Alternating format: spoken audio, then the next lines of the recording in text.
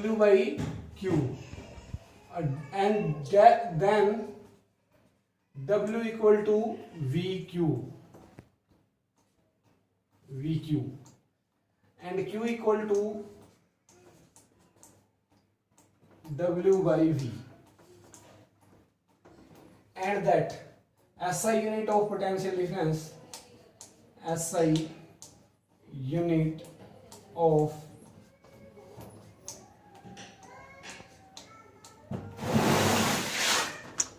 potential difference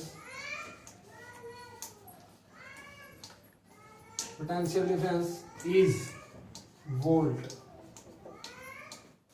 अब question arise होता है what is 1 volt, what is 1 volt, what is 1 volt. तो 1 volt जो पोटेंशियल डिफरेंस था हमारा A point to B point, then charge work done, तो इसमें क्या हो जाएगा 1 joule of work, 1 volt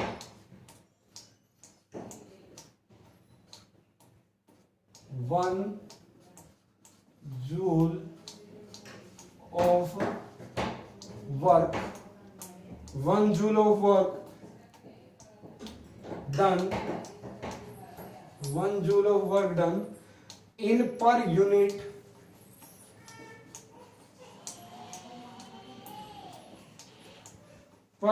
coulomb या पर unit coulomb charge. 1.2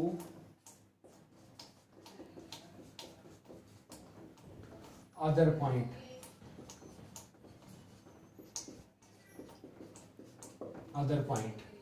is called 1 volt।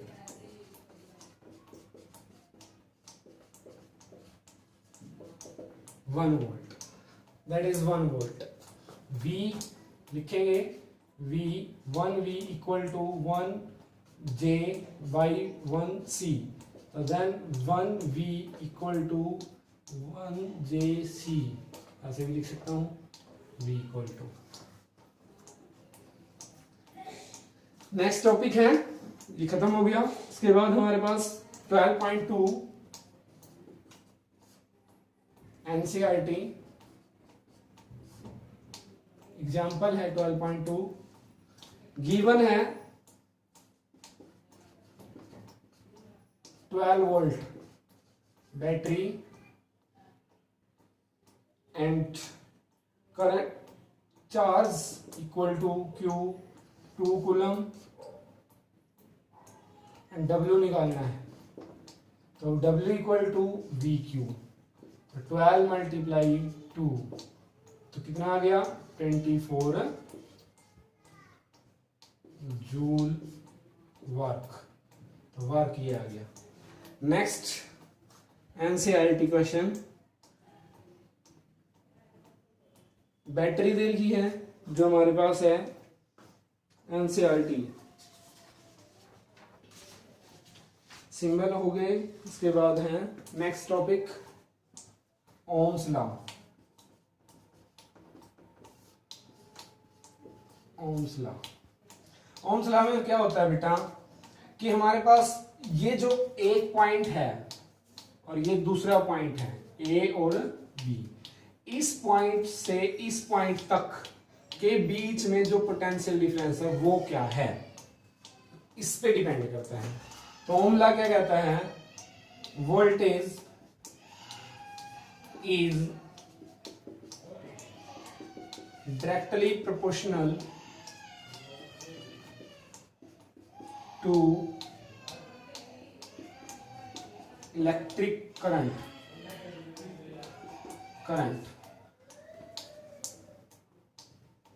is called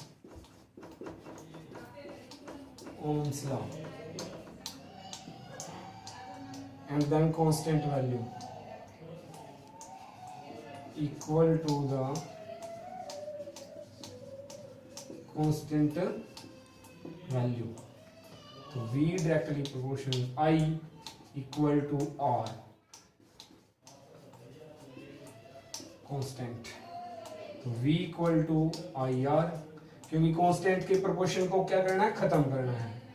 तो I equal to V by R और R equal to V by I, then Ohm's law. तो इसको एक डायग्राम के द्वारा समझते हैं। ओम्स लॉ क्या होता है, एक डायग्राम के द्वारा समझाता हूं। ओम्स लॉ क्या होता है, आप देखना चाहो तो वीडियो को पॉज करके देख सकते हो, मैंने रफ कर दिया यहां से। अब यहां पर हमारे पास एक डायग्राम दिया हुआ है। जब 1, 2 एनसीईआरटी एक्टिविटी है, 4 बैटरी हैं, यहां पर मैंने एक रेजिस्टेंस जोड़ दिया। अब मैं इस सर्किट को कंप्लीट करने वाला हूं। तो मेरे पास पहले ये, अब मैं इसको पहले अटैच करता हूं सिंगल बैटरी से, और मेरे पास यहां पर एमीटर लगा दूं और एक की भी लगा दी मैंने यहां पर। ये कहीं पर भी लगा सकते हैं, कोई फर्क नहीं पड़ता। ये की है, ये एक्स और ये वाई और ये एमीटर और ये रेजिस्टेंस। अब इसमें वोल्टेज और लगा रहा हूं मैं यहां से, यहां पर ये वोल्टेज लगा दिया, पॉजिटिव नेगेटिव। वोल्टेज हमेशा पैरेलल में लगता है और एमीटर हमेशा सीरीज में लगता है, इस बात का पता है। पहले हमने एक टेबल दे रखी है तुम्हारे पास, यहाँ पर सीरियल नंबर 1 S1 2 3 4 और यहाँ पर सेल, नंबर ऑफ सेल, और यहाँ पर दिया हुआ है potential difference. Number of cell भी कितने हैं हमारे पास, 4। तो पोटेंशियल डिफरेंस भी दिया हुआ है, पोटेंशियल डिफरेंस इसमें गिवन है, तो I दिया हुआ है एंड V बाई R दिया हुआ है, V बाई I दिया हुआ है, यानी कि R की वैल्यू दी हुई है। तो पोटेंशियल डिफरेंस 1.5 है पहले वाली बैटरी, फिर उसके बाद हमने सेकंड बैटरी से जोड़ दिया तो हमारी वैल्यू हो गई 3, फिर 3 वैल्यू से जोड़ दिया, फिर इस वैल्यू से जोड़ दिया, तो करंट पे कोई प्रभाव नहीं पड़ेगा। तो इसकी वैल्यू हम रीडिंग कर सकते हैं, नोट डाउन कर सकते हैं। तो यहाँ से अब मैं ग्राफ के द्वारा समझा रहा हूँ। ग्राफ के द्वारा हम समझते हैं, अगर क्या होता है कि ग्राफ के द्वारा अगर ओम्स लॉ समझेंगे तो उसमें भी हमारे पास क्या होगा, वही बात होगी, V डायरेक्टली प्रोपोर्शनल IR होगा। ये ग्राफ के द्वारा है, यहां पर जो है करंट है और यहां पर है पोटेंशियल डिफरेंस या फिर वोल्टेज, ये वोल्टेज है। अब वैल्यू जो है ये रही हमारे पास। अगर मान लो हमारे पास करंट 2 एम्पियर है, 4 एम्पियर है, यहाँ पर 6 एम्पियर है, यहाँ पर 8 एम्पियर है, तो ये वैल्यू है हमारी। यहाँ पर 5, चलो मैं 4 लिख देता हूँ, 4 8 12 16। अब अगर मेरे पास 4 करंट है, 2 करंट है, तो 4 वोल्टेज है। अगर 8 करंट हो गया तो वोल्टेज 4 होगी, 12 हो गया तो 6 होगी। अगर ऐसे ही बढ़ता रहेगा तो इसका मतलब क्या हुआ, वोल्टेज पे कोई प्रभाव नहीं पड़ता। जैसे मैं समझा देता हूं, अगर मान लो मेरे पास 2 वोल्ट है तो करंट 1 है, तो हमारे पास V बाई आई यानी कि R की वैल्यू कांस्टेंट ही रहती है, तो 2 हो गया। अगर मैंने R की वैल्यू, करंट की वैल्यू बढ़ा रहा हूं तो इसकी वैल्यू भी बढ़ रही है, तो यहां भी कितना आएगा हमारे पास, 2 ओम्स। फिर मैं 3 लिखता हूं तो 8 कर दिया, यहाँ पर 4 कर दिया, यहाँ पर भी 2 ओम। तो यानी कि हमारे पास कोई प्रभाव नहीं पड़ता है, कोई चीज चेंज नहीं होती है, रेजिस्टेंस कांस्टेंट ही रहता है, चाहे कुछ भी हो जाए। तो ओम्स लॉ में हम लिख सकते हैं। अब पढ़ते हैं रेजिस्टेंस। तो रेजिस्टेंस क्या होता है, रेजिस्टेंस, इस R का मतलब है रेजिस्टेंस। रेजिस्टेंस अपोज करता है इलेक्ट्रिकल करंट को, यानी कि रोकता है आगे जाने से, सर्किट को आगे जाने से करंट को रोकता है। तो इसकी डेफिनेशन क्या लिखेंगे, R is constant for a given metallic wire, R is constant A given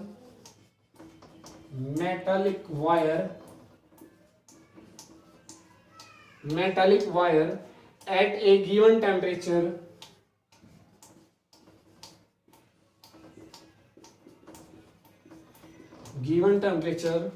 and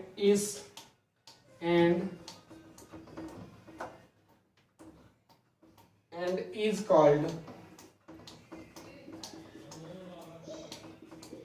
its resistance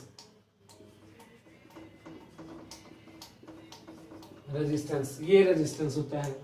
SI unit resistance की क्या होती है, एसआई यूनिट ओम, ये ग्रीक्स वर्ड है ओम, ये ऐसे सिंबल होगा इसका ओम्स का, तो ये सिंबल है एसआई यूनिट रेजिस्टेंस। तो R equal to V by I. तो 1 ओम, अब यहां से पूछ ले कि भाई व्हाट 1 ओम किसके बराबर होता है, तो 1 ओम में क्या लिखेंगे, वही कांस्टेंट वैल्यू है, भाई कांस्टेंट वैल्यू है metallic wire, given temperature and it's called resistance. तो 1 ओम क्या हो जाएगा, 1 ओम। तो R इक्वल टू क्या होता है, R equal to V by I. तो वोल्टेज की यूनिट क्या होती है, वोल्टेज की यूनिट, तो यहां पर R 1 ओम, इसकी यूनिट होगी 1 ओम।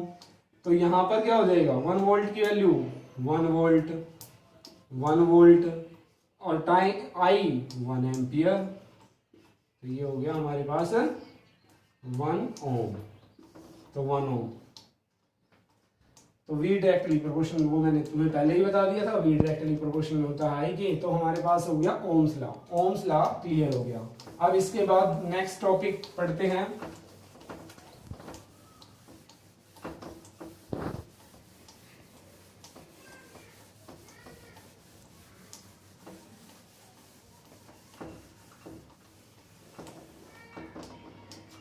नेक्स्ट जो टॉपिक है हमारा वो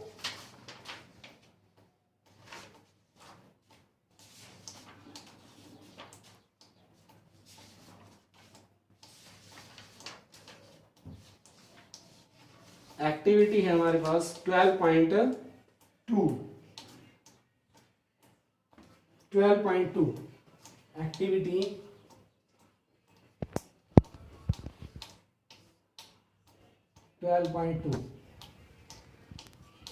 12.2। तो इसमें हमारे पास एक वायर दी हुई है, तो हमने देखना है यहाँ पर कोई सर्किट है और ये एक बैटरी अटैच है, यहाँ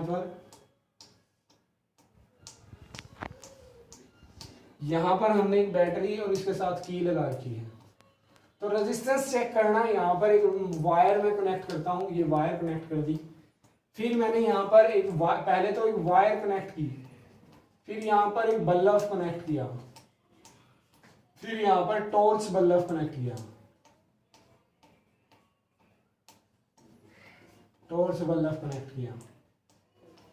तो देखता हूं मैं अलग अलग रेजिस्टेंस आता है मेरे पास, यानी कि इसमें क्या कह सकते हैं, V equal to I R. तो डिफरेंट वैल्यू ऑफ करंट, तो यहां पर लिखेंगे different value of current, the resistance is different.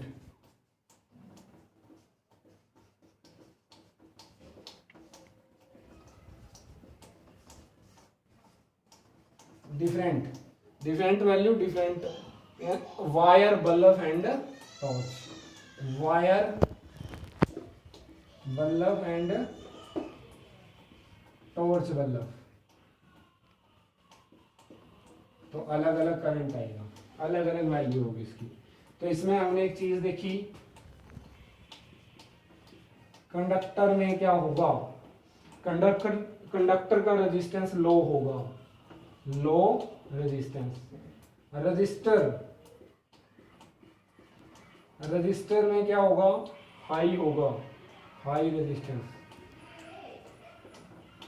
और इंसुलेटर, इंसुलेटर में क्या होगा, वेरी हाई रेजिस्टेंस।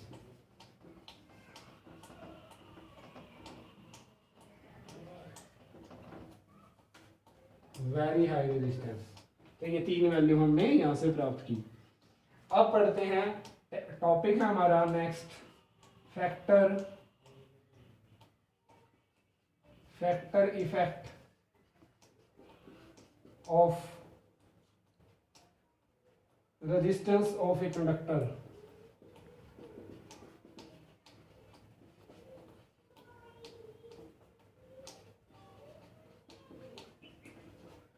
कंडक्टर, तो ये हमारे पास यहां तक का है।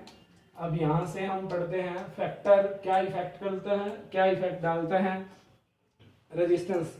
अब एक्टिविटी है, ये भी हमारे पास एक डायग्राम दिया हुआ है हमारे पास। ये यहां से हमने एक सर्किट बना दिया, यहाँ पर बैटरी अटैच कर दी, यहाँ पर एमीटर लगा दिया, की लगाएं, ये की लगी। अब यहाँ पर मैंने एक वायर लगा दी, निक्रोनियम की वायर, ये निक्रोनियम वायर लगाई। अब मैंने इसको क्या कर दिया, डबल। पहले मैंने रेजिस्टेंस चेक किया एक वायर लगा के, फिर मैंने उसको डबल कर दिया। तो when the length is doubled, पहले मैं कर रहा हूं when the length is doubled, doubled, अगर लेंथ डबल्ड कर दिया तो करंट क्या हो गया हमारा, देन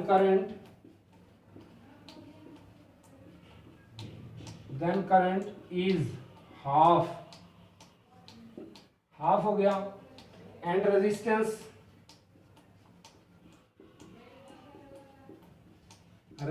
इज डबल्ड,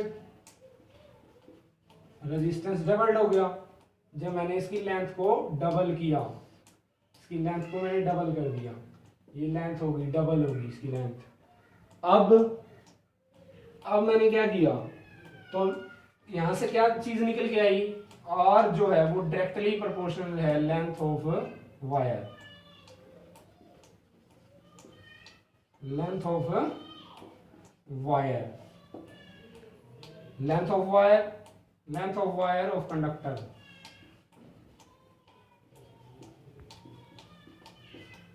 नेक्स्ट, अब मैं इसको बढ़ा देता हूं, इसको इस वायर का एरिया बढ़ा देता हूं।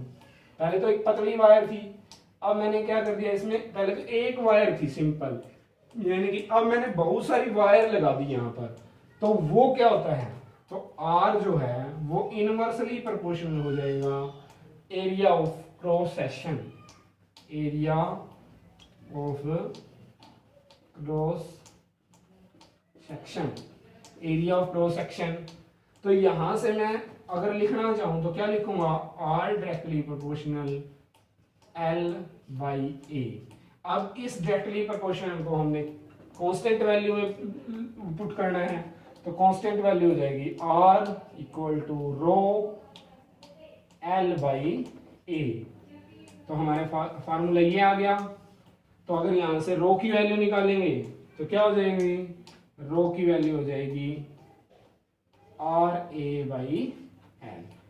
तो ये रो की वैल्यू, तो दैट मीन्स रो, इसको रो बोलेंगे, R H O, rho is the proportionality, row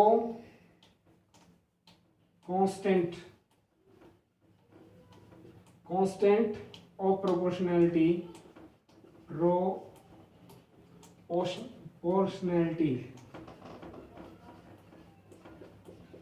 proportionality and is called resistivity। तो ये रेजिस्टिविटी होगी। अब इसके बाद नेक्स्ट में हम क्या कहेंगे, जो हमारे पास रेजिस्टिविटी है, रेजिस्टिविटी अगर रेसिप्रोकल कर दूं मैं रेजिस्टिविटी का, तो वो क्या हो जाएगी, कंडक्टिविटी। तो यानी कि reciprocal of resistivity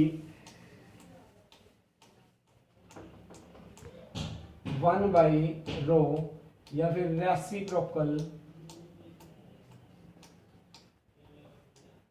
reciprocal of resistivity is called conductivity.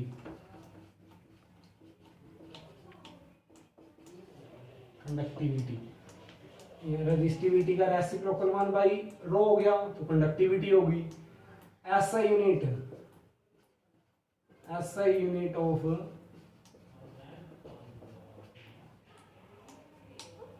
Resistivity is ohm metre. तो इसको ऐसे लिखेंगे ओम मीटर। तो ये होगी हमारे पास SI यूनिट। अब इसकी न्यूमेरिकल प्रॉब्लम कर लेंगे।